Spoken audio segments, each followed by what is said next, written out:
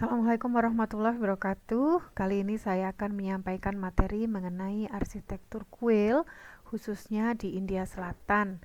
Dalam hal ini yang akan kita bahas lebih dalam adalah mengenai the meaning of sacred profane space and architectural characteristic of each style or uh, in some examples gitu ya. Jadi di beberapa contoh nanti kita akan bahas apa makna ruang-ruang sakral dan profannya, atau bagaimana makna ruang sakral profannya dan bagaimana karakteristik arsitekturalnya.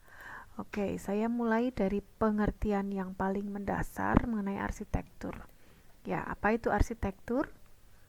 Arsitektur itu adalah artefak budaya.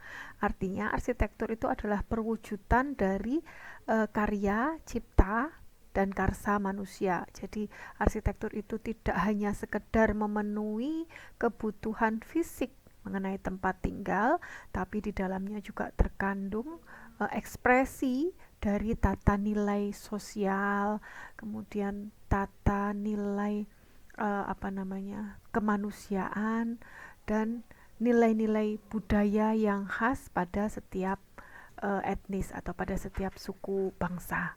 Nah, jika kita melihat lingkaran ini adalah lingkungan atau lingkungan kita gitu ya. Nah, ini manusia posisinya ada di tengah.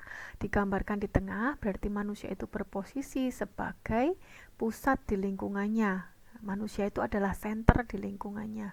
Jadi perannya sebagai pusat itu adalah pengelola. Jadi pengelola lingkungannya itu amanah yang diberikan Tuhan kepada manusia. Dia adalah pengelola lingkungannya, bukan pengeksploitasi gitu ya. Jadi manusia itu tugasnya terutama adalah mengelola lingkungannya dengan segenap potensi yang sudah diberikan di lingkungan tersebut. Nah, kalau kita pilah atau kita perhatikan betul, lingkungan kita itu terdiri dari dua hal. Yang pertama yang sifatnya empirik, empirik itu yang terindra, dan yang metaempirik atau yang tidak terindra. Tidak terindra ini berarti tidak bisa ditangkap oleh panca indera kita, tidak bisa didengar, tidak bisa dicium baunya, ya, apalagi dilihat, ya. Jadi atau didengar suaranya, ini nggak bisa. Kita harus meyakini ada unsur-unsur yang sifatnya metaempirik. Cara meyakininya gimana? Iya, ini memang tidak bisa dibuktikan secara ilmiah keberadaannya, tapi harus diyakini gitu ya, mudahnya seperti itu. Nah, ini yang kemudian disebut dengan transcendental nature. Mungkin di STA 1 kemarin pernah saya sampaikan bahwa manusia itu punya perasaan misalnya ya. Perasaan itu tidak bisa dilihat, tapi kan dia ada. Nah, itu contoh yang sifatnya metaempirik semacam itu gitu ya. Kemudian, nah ini ada dua garis. Yang pertama garis horizontal dan yang kedua garis vertikal. Manusia ini tidak bisa lepas dari kedua garis ini. Yang pertama, garis horizontalnya yang menunjukkan social relationship, man as social creator to another man, society and nature, dan vertikal lainnya yang merupakan cosmological orientation. Jadi manusia itu mudahnya tidak bisa lepas dari posisinya atau tugasnya atau perannya sebagai makhluk Tuhan, yang kemudian dia membentuk vertical line ini secara kosmologis. Selain itu dia juga tidak akan bisa lepas dari pendahulunya, nenek moyangnya. Jadi sebelum dia ada itu pasti ada orang tua ada orang tuanya lagi, ada lagi orang tua, dan seterusnya, yang orang Jawa itu menyebutnya leluhur ya. Leluhur itu artinya sebenarnya bukan sosok orang tuanya itu, tapi lebih pada nilai-nilai luhurnya yang dibawa atau diwujudkan secara fisik oleh figur-figur tokoh tertentu yang diteladani, yang dicontoh gitu ya. Itu yang kemudian disebut dengan leluhur itu. Jadi manusia tidak akan bisa lepas dengan itu, sebagaimana manusia tidak akan bisa lepas dari masa lalunya gitu ya. Jadi masa lalu, masa sekarang, dan masa yang akan datang itu ada dalam satu garis. Nah, seperti itu kira-kira. Nah, konsep-konsep cosmological ini seluruhnya teraplikasi, disadari atau tidak, pasti teraplikasi pada kehidupan sehari-hari, termasuk dalam arsitektur. Mengapa begitu? Karena arsitektur ini adalah perwujudan budaya pada lingkungan binaan sebagai ruang untuk kegiatan manusia. Oke, ini saya lewati saja ya. Ini bahasanya agak berat. Saya langsung ke sini saja, ini juga saya lewati ya. Oke. Ini aja deh. Nah, saya langsung ke sini. Ini adalah kosmologi Hindu. Kosmologi Hindu dalam bentuk mandala segitiga. Masyarakat Hindu atau umat Hindu meyakini bahwa dunia ini punya pusat. Dunia punya pusat yang disimbolkan oleh segitiga itu adalah bisa jadi adalah simbol dari gunung. Gunung apa? Yang ada di puncak itu adalah Gunung Semeru, puncaknya, yang dia dikelilingi oleh 7 samudra dan 7 pulau. Nah, gitu. Jadi gambaran kosmologikalnya semacam itu. Nah, yang kita tangkap di sini adalah jangan dilihat nama-nama dan ininya ya, gunung dan lautnya, tapi yang kita tangkap adalah hakikatnya. Ini kita belajar menangkap hakikat. Jadi yang kita tangkap adalah bahwa satu, kosmos atau alam semesta itu punya pusat. Yang kedua, ada tingkatan-tingkatan atau hierarki-hierarki yang ditunjukkan oleh 7 lapisan laut dan 7 lapisan langit. Sehingga ruang di alam semesta itu pasti juga akan memiliki hierarki-hierarki yang berubah secara gradual atau secara berangsur-angsur gitu. Jadi yang pertama punya pusat, yang kedua ada hierarki. Nah, siapa yang menempati pusat itu? Yang menempati pusat itu ternyata adalah juga ini titik yang paling tinggi. Jadi yang di pusat, titik pusatnya ini sekaligus juga yang paling tinggi. Siapa? Yaitu dewa-dewa. Yang paling puncak itu adalah, kalau orang Bali menyebutnya Hyang Widiwase. Saya nggak tahu kalau di India mereka menyebutnya apa, tapi mereka meyakini bahwa yang ada di puncak tertinggi itu adalah puncak tertinggi sekaligus pusat itu adalah Tuhan yang Maha Pencipta, Tuhan yang Maha Esa, yang Maha Kuasa. Nah, manusia itu adalah makhluk ciptaan yang tadi diberi tugas untuk mengelola alam semesta dan dia akan bertanggung jawab nantinya kepada Tuhan. Dia adalah bagian, dalam tanda petik ya, dia adalah bagian dari Tuhan yang berasal dari Tuhan dan nantinya akan kembali ke Tuhan. Bagaimana dia melewati fase-fase itu digambarkan dengan hierarki-hierarki itu. Jadi kita akan selalu temukan hierarki dalam kehidupan, baik hierarki dalam hal misalnya kedewasaan itu ada hierarkinya, sekolah ada hierarkinya. Ini sekarang masih DA berapa nih? DA 2, DA1, DA2, DA3. Jadi ada hierarki, ada tingkatan-tingkatan. Ini sesuatu keniscayaan atau suatu hal yang pasti ada dalam diri manusia. Sama dengan konsep pusat dan titik tertinggi itu. Ini juga hal yang pasti akan ditemukan dalam diri manusia. Selain itu juga konsep empirik dan meta-empirik. Dua hal ini tidak ada dua-duanya ya secara bulat itu adalah dua hal yang niscaya adanya. Oke, ini bentuk tingkatan-tingkatannya.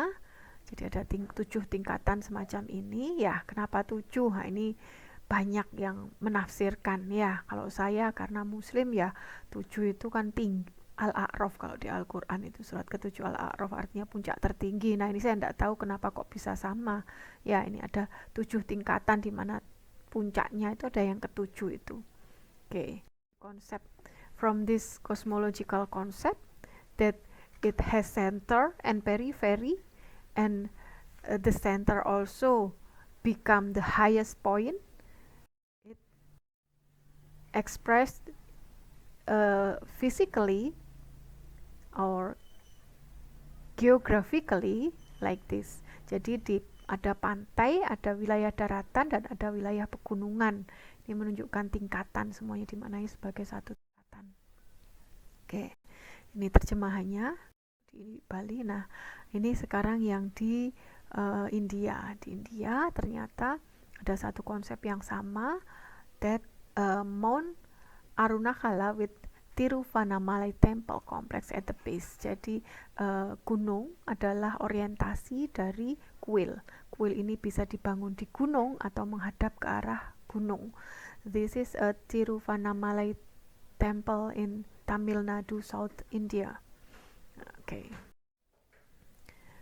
Gunung sebagai pusat, mountain as the center and the highest and the center. Oke, pada tata ruang kuil ini ada satu konsep dasar gitu ya, ada satu konsep dasar. Coba diidentifikasi dulu bahwa di sini ada pagar di luarnya, kemudian di lapisan luarnya ada pagar, kemudian ada ruangan-ruangan yang juga membentuk pagar pada lapisan kedua, dan di 4 titiknya ini ada kuilnya gitu ya. Di 4 titik ini ada kuilnya, ini ada bangunannya di sini. Nah, sebagai penanda sesuatu gitu ya.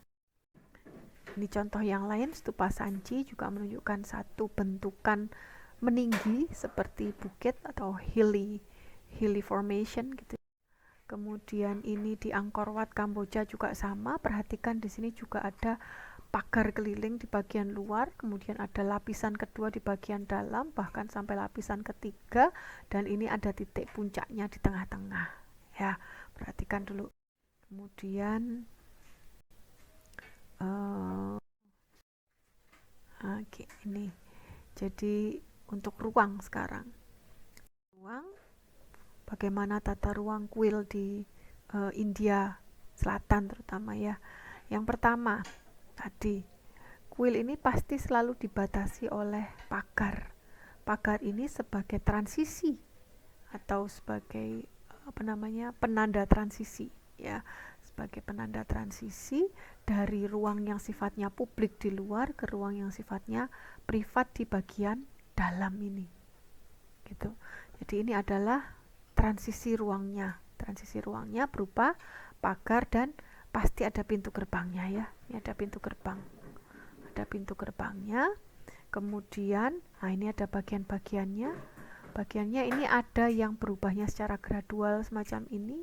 Jadi dari ruang yang sifatnya sangat publik di bagian luar dibatasi oleh pagar di bagian sebagai transisi atau penanda peralihan ruangnya, kemudian masuk ke halaman dalam.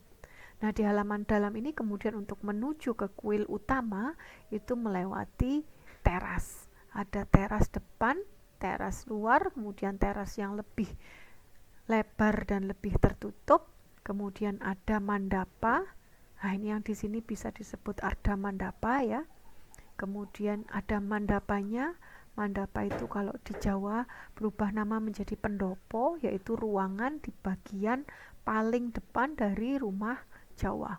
Jadi ada mandapa, kemudian ada garbagriya atau gua garba gitu ya. Gua garba ini di sini. Ini adalah kuil utama di mana di situ terdapat patung sebagai simbol dari dewa. Oke. Nah, coba perhatikan sekarang perubahan ruangnya. Dari yang luar ini sifatnya publik, ketika masuk ke dalam ini pasti akan sudah terfilter.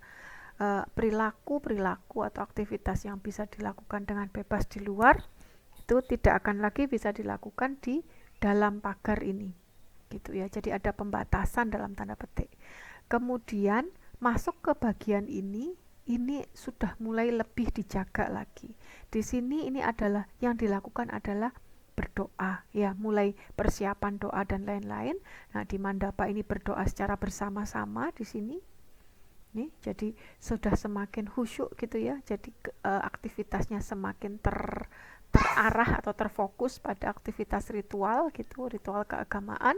Dan yang di sini ini sudah ruang yang sangat atau yang paling privat dan sekaligus yang paling sakral. Jadi lihat perubahannya terjadi secara gradual gitu ya. Gradual itu secara berangsur-angsur, ada hierarki ruangnya.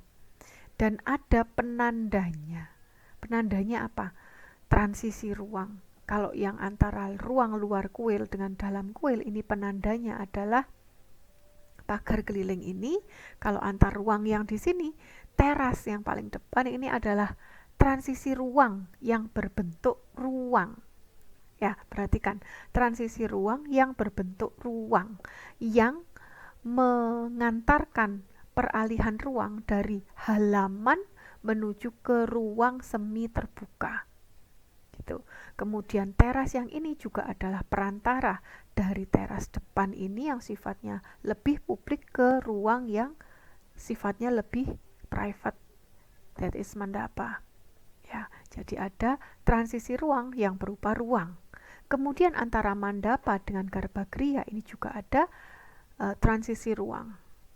Ya, ada transisi ruang juga di sini, that we call antaba or antaralah. Gitu. Jadi selalu ada penanda untuk perubahan-perubahan ruang. Gitu.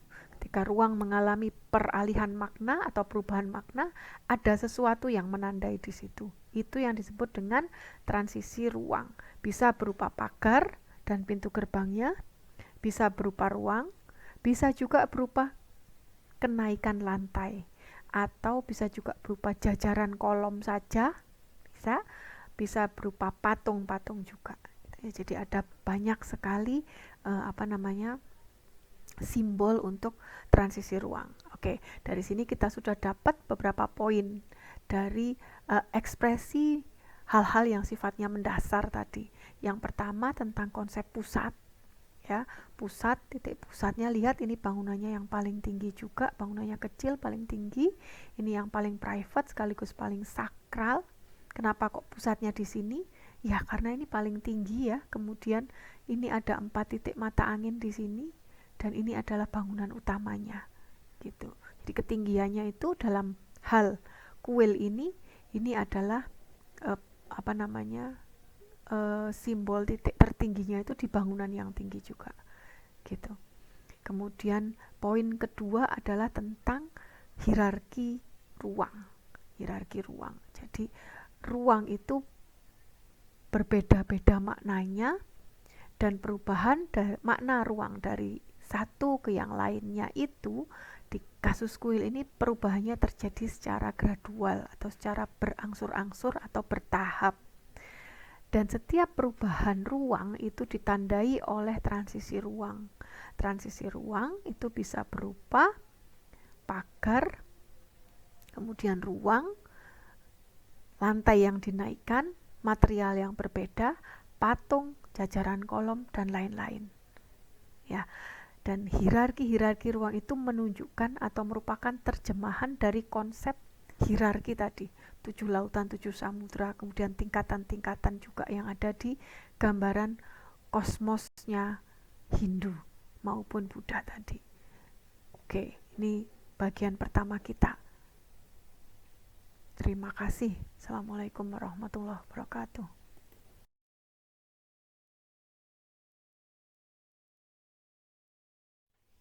Baik, Assalamualaikum warahmatullahi wabarakatuh. Video ini adalah bagian kedua dari video part 1 yang sudah saya upload. Kalau di awal saya menjelaskan tentang the spatial pattern gitu ya, pola spasialnya kuil secara umum untuk kuil-kuil Hindu, bukan yang Buddha ya, yang Buddha belum, yang Hindu. Jadi yang di sini mungkin akan lebih ke the characteristic of architectural style atau the characteristic of the building style. Jadi kalau di buku tentang kuil India itu ada 3 tipe kuil, yaitu tipe Sikara, kemudian tipe Vimana, dan tipe Gopuram. Tipe Sikara ini contohnya adalah kuil Senakesawa, ya, ruang sakralnya dikelilingi oleh ruang profan. Sikaranya itu ditunjukkan oleh the morphology of the temple, architectural morphology of the temple. Jadi yang bangunannya seperti pada gambar yang kiri atas itu. Nah, itu yang tipe Sikara. Kemudian, jadi ini tidak terlalu tinggi ya, kalau tipe Sikara itu bagian atapnya berundak-undak, tapi dia tidak tinggi sekali, berbeda dengan tipe Vimana. Kalau tipe Vimana ini contohnya yang ada di Kanjuraho di India Utara. tipe Vimana itu ditunjukkan oleh bentuk menara. Jadi kuil yang bentuknya seperti menara, jadi proporsinya itu langsing gitu ya. Bagian lebar perbandingan antara lebar dan tingginya itu jauh lebih besar ketinggiannya. Gitu untuk yang tipe Vimana. Kemudian yang ketiga ini tipe Gopuram. Berbeda dengan tipe Sikara dan Vimana, kalau tipe Sikara dan Vimana itu adalah kuil utama keduanya, tapi untuk Gopuram ini adalah sebutan untuk gapuranya, jadi bagian depannya. Ini yang Gopuram itu skalanya gigantik sekali, di skalanya sangat besar, tapi ketiganya memiliki satu kesamaan, yaitu bahwa bagian badannya atau bagian tengahnya ini ya, bagian badan ya, saya sebut badan saja, ini adalah berbentuk dasar persegi, kemudian bagian atasnya atau atapnya itu berbentuk dasar segitiga, atau bisa piramid, bisa kerucut ya, bentuk dasarnya segitiga kalau digambar tampak itu, jadi menyerupai bentukan gunung, katakan seperti itu, atau konsep mandala Hindu ya, yang segitiga-segitiga itu. Kemudian bagian bawahnya adalah undak-undakan. Ya, jadi ada bagian kaki, bagian bawah yang undak-undakan itu, kemudian bagian badan dengan bentuk dasar segi empat, dan bagian atasnya dengan bentuk dasar segitiga. Oke, ini adalah contoh kuil yang ada di India Utara. Ini bisa kita lihat bagaimana spatial pattern-nya terbentuk. Nah, ini masih nyambung dengan kuliah yang di video pertama. Jadi coba perhatikan ketika kita berada di ruang yang di bawah ini ya, perhatikan gambar yang kiri atas itu ya. Ketika kita berada di ruang yang di bawah itu sangat terbuka, sangat luas. Kemudian ada tangga naik ini yang kemudian saya sebut transisi ruang. Ini masih aksesibel gitu ya. Jadi perbedaan mendasar antara ruang publik dan ruang privat itu adalah kalau ruang publik itu terbuka, aksesibel, jadi mudah diakses oleh siapa saja, luas, terang gitu ya, lebih terang, kemudian apa ya, longgar gitu ya. Jadi apa namanya, bisa dipakai untuk aktivitas bersama-sama oleh banyak orang, itu yang ruang publik. Kalau ruang privat itu bisa jadi ukurannya lebih kecil gitu ya, namanya juga private, lebih kecil, kemudian ada pembatas yang kelihatan ada pembatas. Semakin private biasanya pembatasnya semakin nyata, semakin jelas, kemudian tidak accessible, jadi tidak mudah diakses oleh banyak orang. Semakin private, semakin hanya orang-orang tertentu saja yang masuk ke situ. Nah, ketika kita berada di ruang yang terbuka di bagian bawah, ini aktivitasnya masih bersifat sangat publik mungkin, meskipun sudah lebih private dibandingkan yang di dalam, yang di luar pagar kuil ya. Jadi kalau di dalam kompleks kuil di bagian bawah ini yang paling terbuka, ini paling publik mungkin. Berbeda maknanya dengan ruang yang di teras ini, teras yang terbuka ini ya. Jadi setelah halaman terbuka itu ada tangga naik. Kenaikan lantai itu menunjukkan konsep vertikalitas ya, menunjukkan bahwa itu adalah sesuatu yang penting. Jadi yang di atas itu biasanya sesuatu yang penting. Ini makna secara umumnya seperti itu. Yang di atas, yang tinggi itu adalah sesuatu yang penting. Ini nilai sosial, nilai etika, nilai estetika sosial yang juga diekspresikan ke arsitektur. Ya, ini banyak contohnya. Ini contohnya yang di kuil ini. Jadi ketika dia dinaikkan berarti dia ada nilai ruang yang lebih tinggi hierarkinya dibandingkan dengan ruang yang di bawahnya. Nah, ini di sini ada pembatasnya, pembatas visualnya jelas, sehingga menunjukkan bahwa ini adalah ruang yang lebih private daripada ruang yang di bawahnya, yang di teras ini ya. Kemudian masuk ke bagian berikutnya, ini ada tangga naik lagi menuju ke teras yang tertutup. Kalau teras yang depan ini tidak ada tidak ada penutup atasnya, tidak ada atapnya, tapi ada penutup bagian sampingnya atau ada dinding vertikalnya. Nah, teras yang atas ini ada atapnya, ya, dengan tidak ada pintunya, jadi hanya rongga saja sehingga orang akan lebih mudah masuk ke situ. Perhatikan bahwa ukurannya lebih kecil dibandingkan teras yang bawah.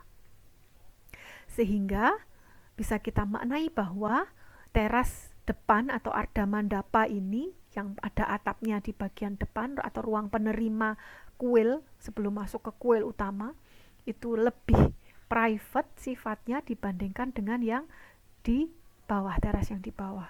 Kemudian ada tambahan ornamennya seperti yang di bagian kiri bawah itu, ya, ada patung-patung dewa dengan mitologi atau cerita sebagaimana disebutkan dalam kitab-kitab yang kitab-kitab umat yang menggunakan kuil ini gitu ya, atau dari cerita rakyat atau legenda atau mitos dan lain-lain ya, termasuk ada simbol misalnya bunga-bunga atau apapun yang itu juga menjadi simbol kosmologis atau simbol mitologis yang terkait dengan kepercayaan, terkait dengan keyakinan para pengguna kuil ini atau umat yang beribadah di sini gitu ya. Nah, ini menandai sehingga dengan tadi ruangnya sudah private maknanya, kemudian dengan ditambah simbol-simbol arsitektural semacam itu, maka selain private juga ruangnya menjadi sakral gitu. Ruangnya menjadi sakral karena kemunculan simbol-simbol ini.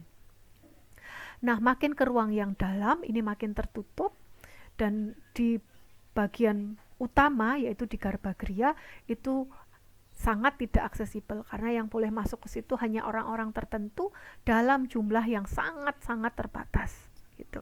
Itu menunjukkan nilai privacy yang tinggi satu, dan ada patung dewa sebagai simbol utama dari kuil itu sehingga menunjukkan juga bahwa ruang itu adalah ruang yang paling sakral gitu. Jadi seperti itu bagaimana meaning atau the meaning of space itu terbentuk. Dan ini adalah karakteristik dari ornamentasi di kuil Laksmana at the Khajuraho Complex in Madhya Pradesh, North Indian. Ya, the karakteristiknya ini bentuk figurnya itu 3 dimensi dengan gaya atau stylenya itu style India gitu ya. Jadi ada lekuan lekuan badan dengan proporsi yang sangat natural.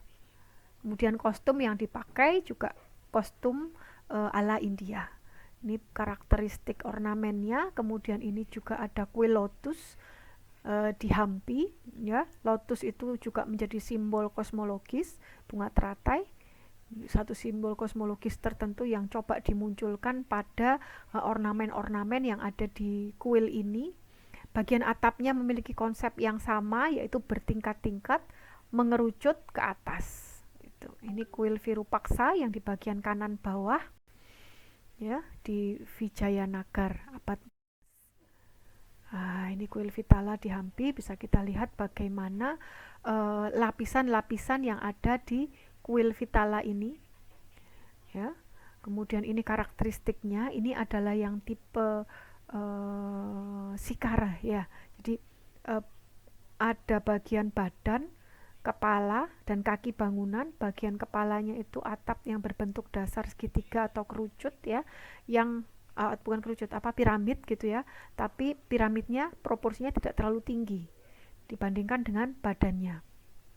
Oke, ini karakter ornamennya berbeda dengan yang pertama tadi, berbeda sekali. Ya, ini karakter untuk yang di Hampi. Agak ini tidak lagi naturalis ya, ini simbol-simbol mitologis yang ada di sini. Kemudian ini adalah kuil Siwa dan kuil Wisnu yang ada di Bajina Temple at South Indian. Perhatikan bahwa di kuil-kuil ini ada yang disebut dengan stone chariot. Ini masih di Hampi ya, yang ini yang Bajina Temple ini yang di India Selatan. Tapi keduanya memiliki kesamaan. Jadi selain kuil, di bagian depan kuil itu ada stone chariot atau kendaraan dewa yang ditarik oleh hewan peliharaan dewa itu. Kalau Wisnu itu hewannya itu adalah Garuda, bukan sekedar hewan piaraan tapi dia sekaligus penjaga ya, penjaga. Jadi kalau Wisnu itu Garuda, kalau Siwa itu sapi ya, Nandi. Nandi, kalau Wisnu, Siwa, satunya lagi siapa? Brahma ya. Itu angsa. Jadi ada masing-masing dewa memiliki pengawal ya dalam simbol bentuk hewan. Nah, ini kita perhatikan bagaimana karakteristik arsitekturalnya secara ruang sama dibagi menjadi beberapa bagian. Jadi sebelum masuk ke kuil utama untuk yang di Bajina Temple ini ada ruang-ruang pengantarnya atau ada transisi-transisi ruang ya sampai ke nanti yang paling puncak atau paling utama. Ini ada perubahan makna ruang secara gradual dari yang sifatnya publik, semi privat sampai ke private. Ini bisa tingkatannya lebih lagi ya, jadi ada perubahan-perubahan yang ruang yang terjadi secara hierarkis. Kemudian kalau secara arsitektural tipenya ya, ini bagian badan bangunannya sama, bentuk dasarnya persegi ya, ada bentukan semacam kolom-kolom itu di dinding ya. Ini kalau menurut Dimitri Porphyrios ini adalah teknik imitasi.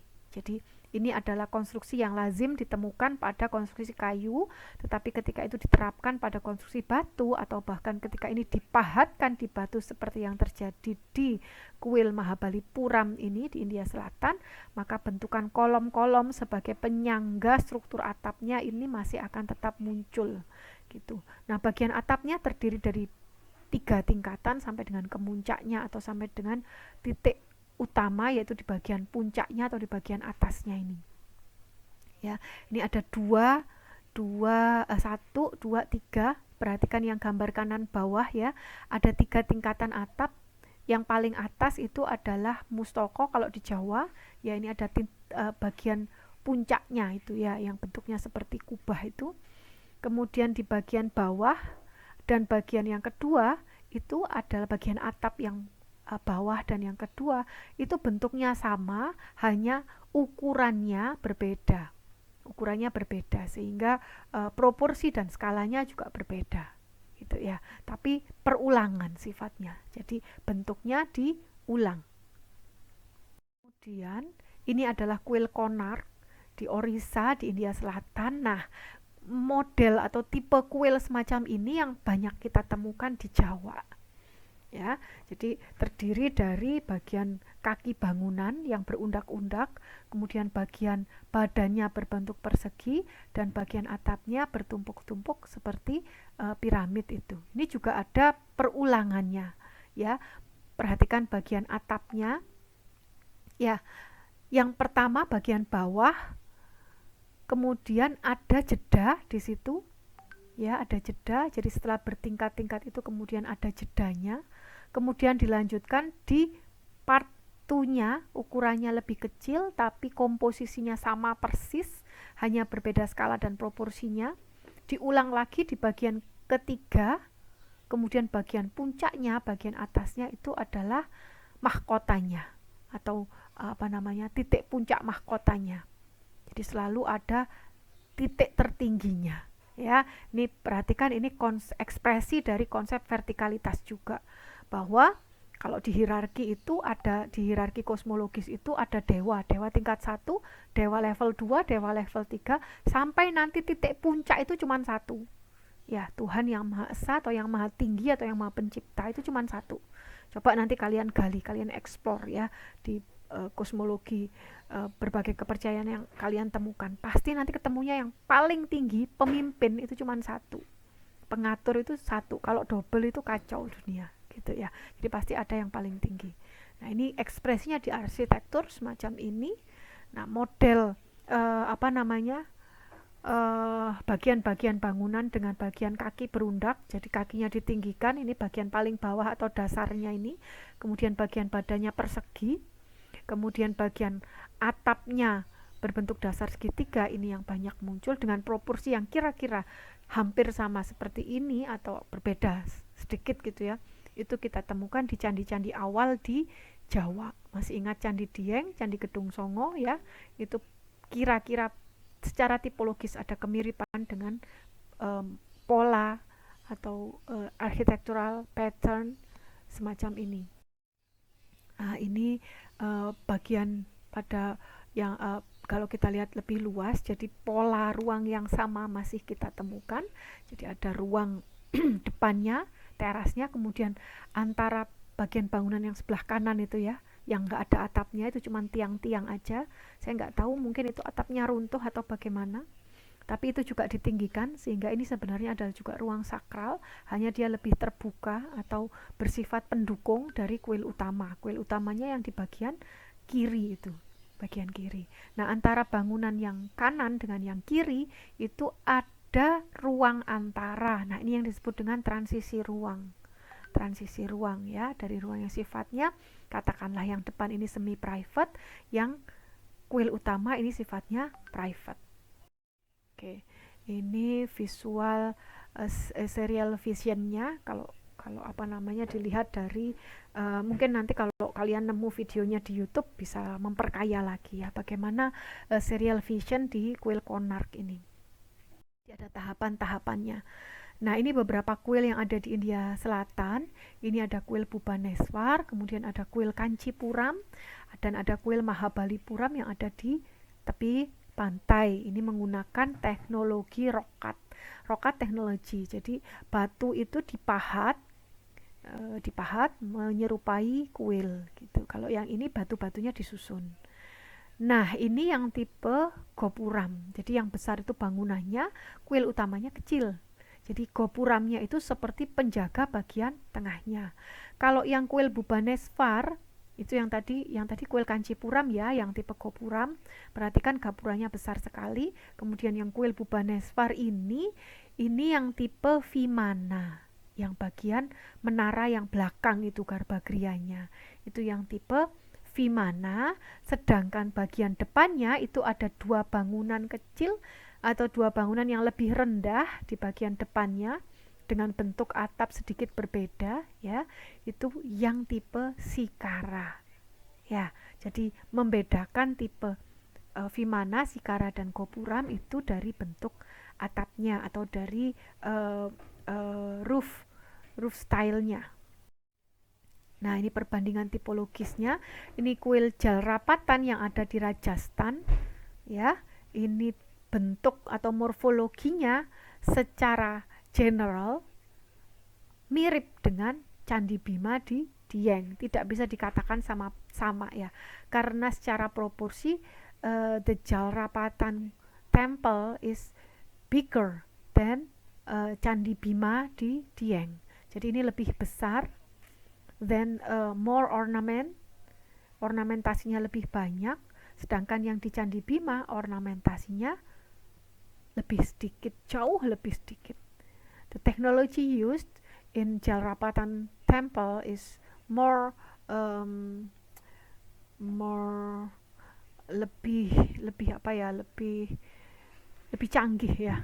Teknologi yang digunakan di kuil Jalrapatan ini lebih canggih, sedangkan yang di Candi Bima ini menggunakan teknologi yang jauh berbeda karena konstruksinya berbeda. Kemudian what is the cultural karakteristiknya juga different gitu ya, berbeda. Orang India itu sangat suka detail dan sangat suka menggunakan pernak-pernik gitu ya, di apa yang mereka pakai, di apa yang mereka bangun. Tapi orang Jawa itu jauh lebih dalam tanda petik bersahaja gitu ya. Jadi tampilannya itu tidak banyak macam-macamnya, cenderung agak polos, tidak terlalu ramai hiasannya. Itu karakter budaya Jawa seperti itu. Kemudian materialnya sama-sama batu, hanya yang ini batunya batu putih, yang ini batunya batu hitam atau batu andesit yang banyak ditemukan di gunung. Oke, ini kemiripan lagi yang kita temukan di kuil Mahabalipuram dan Candi di Dieng. Ya, secara tipologis ada kemiripan tapi detail-detailnya berbeda. Perhatikan detail atapnya. Detail atapnya untuk kuil yang di Mahabalipuram itu ada detail bentukan kubah, sedangkan kalau yang di Candi Dieng itu bentukannya bukan kubah, itu ratna ya istilahnya ya. Jadi bentukan semacam itu, mungkin seperti apa ya? Iya, ratna ya itu ya, ratnanya berbeda. Yang ini bulat bulat, bentuk dasar kubahnya yang atas titik puncaknya itu bentuk dasarnya setengah bulat gitu. Yang ini lebih lancip ya. Jadi ada perbedaan detailnya, tapi secara morfologi ada kemiripan. Nah, ini yang kuil Buddha. Kuil Buddha masih meneruskan tradisi Hindu, tradisi Vimana itu ya, tapi ini digunakan untuk tempat peribadatan agama Buddha. Kemudian muncul bentuk arsitektur yang lain. Ini arsitektur gua. Nah, ini tidak saya jelaskan lebih lanjut, nanti kalian bisa gali sendiri tentang kuil yang berupa gua-gua yang dipahat di gunung-gunung. Salah satu yang terkenal itu adalah kompleks Ajanta. Kemudian ini yang tipe stupa. Nah, ini stupa, ini ada yang menarik di sini. Secara arsitektural, bentuk dasar stupa, the basic type, the basic form of stupa is dome. Ya, jadi ada bentuk dasarnya itu dome setengah lingkaran, kubah setengah lingkaran. Kemudian ada bagian puncaknya berbentuk persegi, yang atasnya stupa itu ya. Kemudian ada payungnya, di atasnya lagi ada payungnya. Sekali lagi ini juga menunjukkan satu titik di puncaknya. Oke. Kemudian dia dikelilingi juga oleh torana atau pintu gerbang yang mengelilingi stupa, yang merupakan simbol cinta damai, kepercayaan, dan keberanian. Ini yang depan ini ya. Jadi yang ada pintu gerbangnya, perhatikan pintu gerbangnya berbeda dengan yang Hindu tadi. Ini simbol cinta damai, kepercayaan, dan keberanian, karena Buddha itu ajaran intinya adalah tentang cinta dan kedamaian. Orang Buddha itu cenderung menghindari konflik. Mereka tidak suka berkonflik. Mereka lebih senang mencari ketenangan dari dalam dirinya sendiri. Dan ini saya rasa poin yang sangat baik gitu ya. Sebenarnya ada di semua agama, tapi di Buddha ajaran tentang ini tampaknya jauh lebih menonjol tampaknya ya. Oke, jadi mencari ketenangan dari dalam dirinya sendiri, tidak dengan menyalah-nyalahkan ya, karena cinta dan damai itu dimulai dari ketenangan dan kedamaian pribadi, dari dalam hati kita sendiri dulu gitu. Nah, ini contoh stupa yang besar yang ada di India, yaitu stupa Sanchi. Perhatikan bentuk dasar itu yang stupa utamanya itu yang setengah lingkaran itu, yang setengah bola ya, bentuk dasarnya lingkaran. Kalau di plan of Sanchi itu kelihatan yang setengah lingkaran, that is the stupa. Oke, ada bentuk dasar lingkaran di situ, bagian atasnya berbentuk persegi ya, jadi kebalikannya. Kalau yang Hindu tadi perseginya di bawah, yang di atasnya mengerucut. Kalau yang ini bawahnya lingkaran, kemudian perseginya di atas, lingkarannya ini juga ada menuju ke satu puncak gitu ya, ada titik puncaknya mengerucut ke atas gitu untuk dome. Nah, ini puncaknya di bagian yang paling tinggi. Nah, ini beberapa model stupa yang kemudian berkembang dan menyebar ke seluruh dunia. Jadi ada model stupa Gandhara misalnya, yang dieksplorasi adalah pada bentukan catranya. Jadi stupa ini terdiri dari bagian bawah, perhatikan gambar yang kiri ya. Bagian base, ada bagian base-nya, kemudian ada dome berbentuk setengah bola atau telur, kemudian ada catra. Catra itu adalah bagian kotaknya tadi, dan payungnya. Ada payungnya ya, ada payungnya di sini. Jadi yang dieksplorasi, catra itu payungnya, kemudian ada struktur kotak atau struktur persegi ini di bawah payung itu. Nah, ini ada ketika dia menyebar ke seluruh penjuru dunia, ini akan terjadi proses adaptasi dan kemudian rebirth gitu ya, menjadi satu karakter yang khas dari wilayah-wilayah tersebut. Kalau yang berkembang di Jepang dan Cina, kemudian di Korea mungkin ya, itu yang berkembang adalah bagian atasnya, termasuk yang di Bali ya, ada pura dengan atap bertumpuk-tumpuk itu Hindu ya. Kalau ini yang Buddha itu kalau di Indonesia di Indonesia itu seperti yang di bawah ini di Candi Borobudur, jadi merupakan stilisasi dari profilnya, mulai dari bagian base, bagian dasar, dome hingga ke catranya. Ini distilisasi di profilnya ya, ada siluetnya gitu, kemudian menjadi ini. Jadi ini menyatu antara base, kemudian dome dan catranya menyatu, termasuk yang di mana di Borobudur. Oh ya, struktur yang persegi tadi namanya harmika. Struktur kayu yang bentuknya persegi seperti pagar itu disebut juga dengan harmika. Oke, ini stupa-stupa yang ada di Indonesia. Kalian bisa lihat dia mirip dengan yang mana. Jadi ada banyak sekali perkembangan tipe arsitektur kuil. Untuk sementara ini saya masih menggunakan asumsi bahwa agama Hindu dan Buddha ini sumbernya dari India. Meskipun sudah mulai muncul berbagai asumsi-asumsi baru bahwa bisa jadi sebenarnya pusat Buddha yang pertama itu bukan di India, tapi di Sriwijaya, di Nusantara. Nah, ini masih butuh pembuktian yang lebih banyak gitu ya, dari Sriwijaya kemudian nyebar ke India gitu ya. Ada asumsi semacam itu, tapi saya masih menggunakan asumsi bahwa Buddha yang ada di Indonesia itu pusatnya masih di India.